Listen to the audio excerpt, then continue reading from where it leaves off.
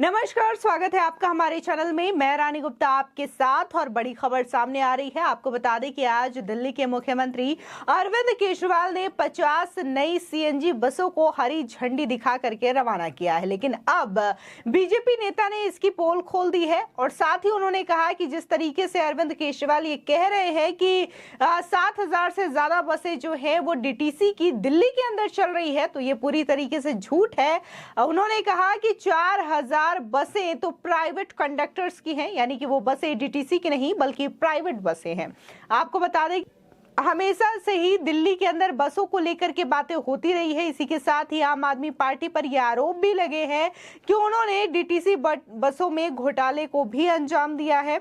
जब इसको लेकर के बातें सामने आई तब आम आदमी पार्टी के नेताओं ने ये कहा कि उन्होंने तो कोई बस खरीदी नहीं है, तो ये घोटाला होगा कहां से। लेकिन जब लोग पूछते हैं कि दिल्ली में बसें कैसे रहेंगी या फिर सुविधाएं क्या मिलेंगी, तब यही आम आदमी पार्टी कहती है कि हमने दिल्ली के अंदर 7,000 से भी ज्यादा बसें जो है वो दौड़ाई है। इसी के साथ ही आने वाले समय में हम और भी बसें दौड़ाएंगे। इसको लेकर के हमने अलग अलग एजेंसीज को कॉन्ट्रैक्ट दे रखे हैं। लेकिन जब बीजेपी इसको लेकर के आरोप लगाती है कि इसमें भी धांधली हुई है, घोटाले हुए हैं, तब यही आम आदमी पार्टी कहती है कि घोटाले होंगे कैसे जब हमने किसी को कॉन्ट्रैक्ट दिया ही नहीं और बसें खरीदी ही नहीं। तो क्या ये लोगों को सिर्फ झूठा दिखावा है? लोगों की आंखों में सिर्फ धूल ही झोंका जा रहा है अरविंद केजरीवाल और आम आदमी पार्टी के द्वारा, जब वो ये कहते हैं कि हमने दिल्ली के अंदर बसें दे देनी है और साल 2025 तक 80% से ज्यादा बसें दिल्ली के सड़कों पर दौड़ती हुई नजर आएगी। आपको बता दें, दरअसल दिल्ली के मुख्यमंत्री अरविंद केजरीवाल ने मंगलवार को नई सुविधाओं से लैस 50 सीएनजी बसों को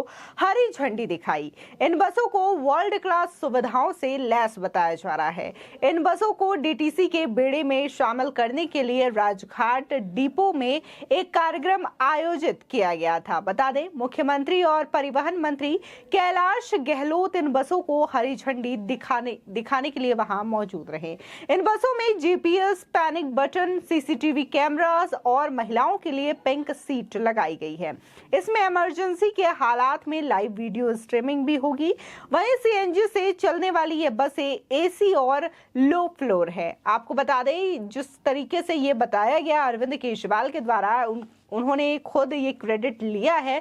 तो इसके बाद अब जो बीजेपी नेता हैं विजेंद्र गुप्ता, जो कि एमएलए भी हैं, उन्होंने सीधे तौर पर अरविंद केजरीवाल पर तंज कसा है और कहा है कि ये पूरी तरीके से झूठ है और कब तक आप यूं ही जनता की आंखों में धूल झोंकते रहेंगे। इसी के साथ ही आपको बता दें, जो क्रेडिट लिया जाता है अरविंद केजरीवाल सरकार के द्वारा और आम आदमी पार्टी के द्वारा कि दिल्ली के अंदर उन्होंने डीटीसी बसों के माध्यम से जो यात्रियों की सुविधाएं हैं वो अच्छी कर दी है, उनमें मददगार साबित हो रही है डीटीसी बसें। तो वहीं लोगों का ये भी कहना है कि डीटीसी बसें पूरी तरीके से अरविंद केजरीवाल के राज में कबाड़ में तब्दील हो चुकी है। बसों की हालात खराब है, इसके बावजूद बसों को जबरदस्ती चलाया जा रहा है। बसों के अंदर इन बसों से कभी भी कोई भयानक हादसा भी देखने को मिल सकता है।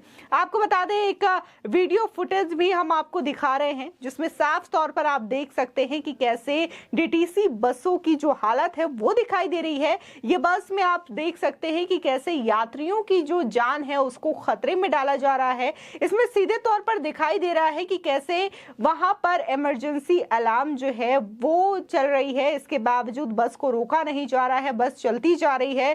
जाहिर सी बात है इस बस में कोई खराबी होगी जिसकी वजह से ही इस अलार्म को ऑन किया होगा। इसके बावजूद इस पर ध्यान नहीं दिया जा रहा और यात्रियों की जान को खतरे में डाला जा रहा है। ये जो वीडियो है साफ तौर पर आम आदमी पार्टी की सरकार और अरविंद केजरीवाल की सरकार की लापरवाही दिखाई देती है इस डीटीसी बस के माध्यम से।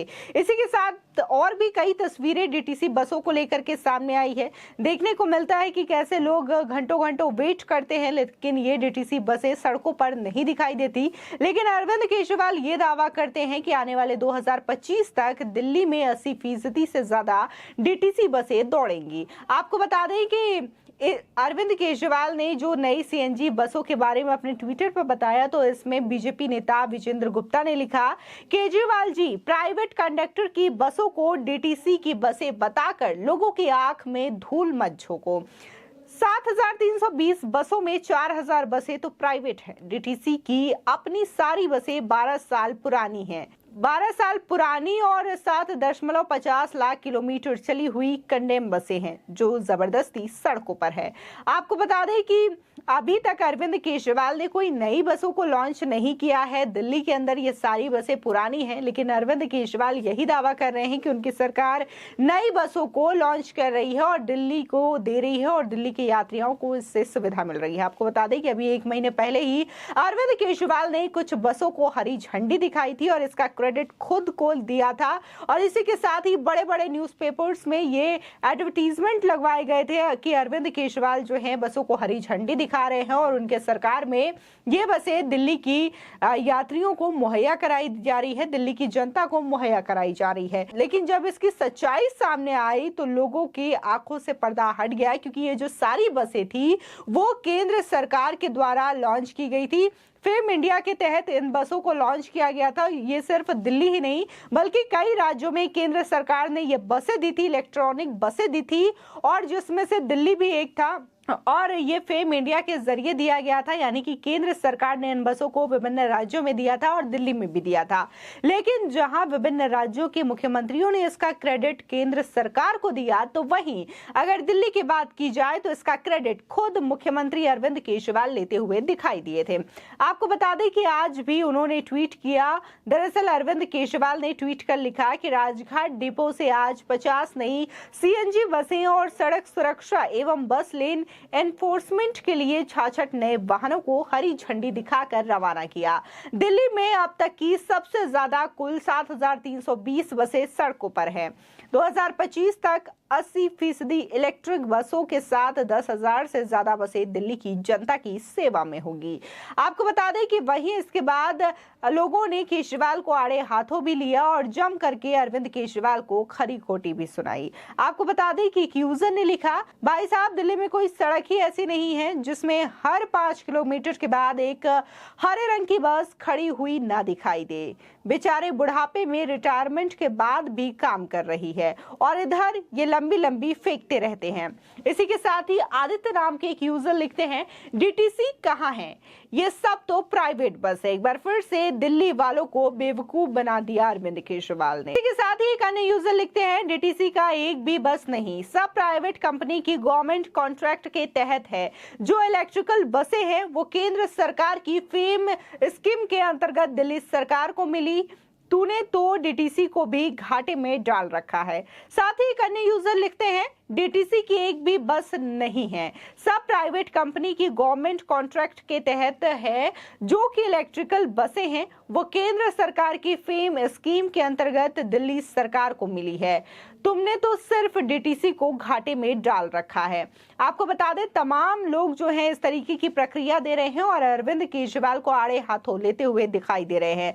बार बार अरविंद केजरीवाल के द्वारा जो केंद्र सरकार काम करती है उसको अपना बताया जाता है। इसी के साथ ही इसका क्रेडिट कहीं से भी केजरीवाल गवर्नमेंट केंद्र सरकार को देती हुई नहीं दिखाई देती है और जो अखबार में एडवर्टीजमेंट या फिर बड़े बड़े होर्डिंग्स लगवाए जाते हैं केजरीवाल सरकार के द्वारा, उसमें भी केजरीवाल सरकार अपना ही बखान करते हुए दिखाई देता है।